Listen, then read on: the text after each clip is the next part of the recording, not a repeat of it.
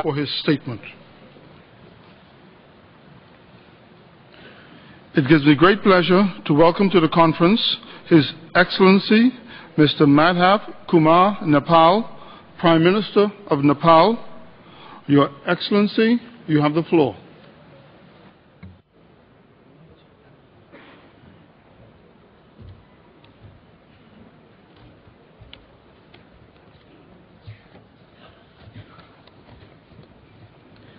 Mr. President, this conference on climate change has a special meaning for us. We held a cabinet meeting 2 weeks ago at Kala Patthar, 5,542 meter high, the base camp of Mount Everest. I saw up close from the top of the world the alarming impacts of climate change in the Himalayan region. The cabinet meeting came out with a 10-point Everest declaration on climate change, which includes expansion of protected areas from the current 20% to 25% and increased forest cover area up to 40% of the total land of the country.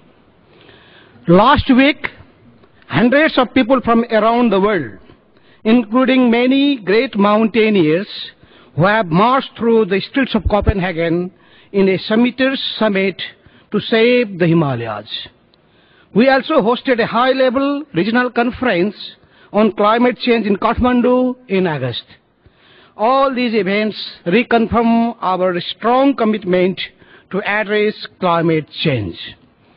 The message from these events and from the people of Nepal I bring to you today is this: let us keep our planet Earth green, so that we can keep the majestic Himalayas, the Alps and the Andes eternally white under the snow. If we fail to act now and act decisively, not only will future generations be deprived of experiencing the beauty of the White Mountains, but also the livelihood of over 1.3 billion people residing in the great river basins of the Himalayas will be seriously affected. We all have recognized that the Himalayas is the third pole and the water tower of South Asia. It is an acknowledged fact that Nepal has 8 out of 10 highest peaks of the world. The temperature in Nepal is increasing at a rate much higher than the global average. This, in the long term, would also adversely impact the hydrological system of the entire region.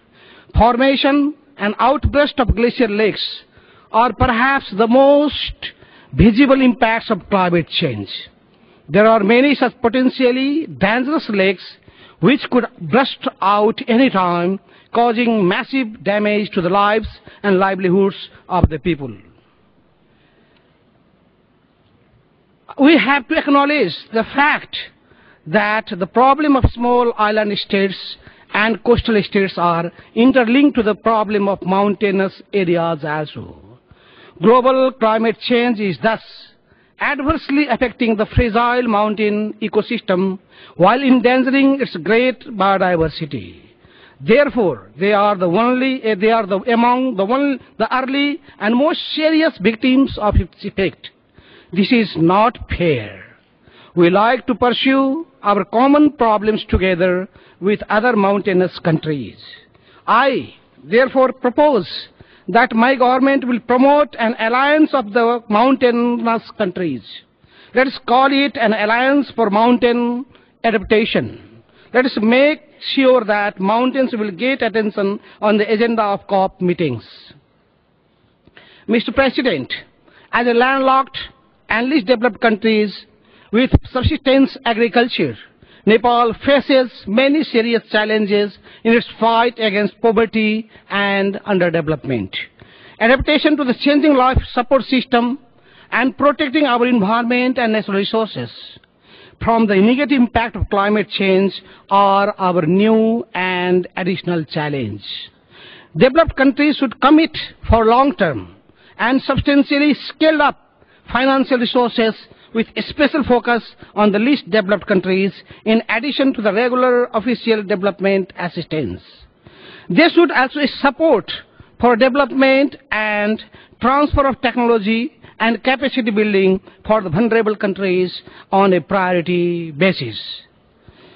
Mr. President, we consider the UN Framework Convention on Climate Change and the Kyoto Protocol the fundamental instruments to deal effectively with this global challenge.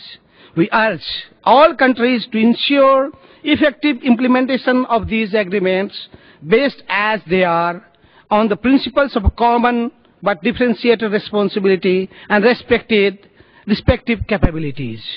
We call on the developed countries to abide by their existing commitment to reduce greenhouse gas emissions as already agreed within the framework of the Kyoto Protocol.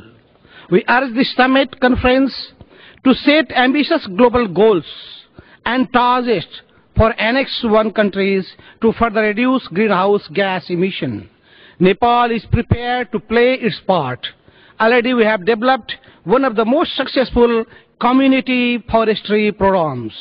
Given our huge potential of hydropower, solar and wind energy, we can keep our country as a low-carbon nation, having the aspiration to become a carbon-neutral country in the long run. We can even contribute to lessen carbon emission in the region through the development of clean energy in Nepal. For that, we need substantial commitment in terms of resources and technology transfer. Mr. President, I want to associate myself with the statements made by Sudan on behalf of G77 and China, and by Lesotho on behalf of LDCs on this issue. As they have emphasized, our development objectives should not be undermined.